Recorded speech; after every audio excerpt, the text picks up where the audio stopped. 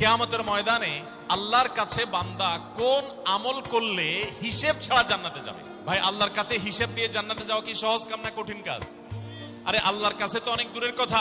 আপনি যে প্রতিষ্ঠানে চাকরি করেন তার মালিকের কাছে, উপরস্থ বসের কাছে একেবারে পুঙ্খানুপুঙ্খ করে প্রতিটা পয়সার হিসাব দিয়ে একদম সবকিছুতে পারফেক্টনেস প্রমাণ করা, এটাই তো একটা কঠিন কাজ, দুঃসাধ্য কাজ।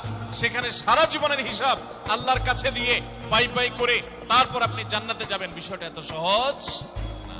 তাহলে হিসেব ছাড়া আল্লাহ তাআলা এমনিতে বলবেন হিসাব টিসাব নাই, তোমাকে এমনি জান্নাতে দিলাম, এটা চান আপনারা? দেখুন কোরআনে কারীম আল্লাহ তাআলা বলছেন, ইন্নামা ইউওয়াফাস সাবিরুনা আজরাহুম বিগাইরি হিসাব।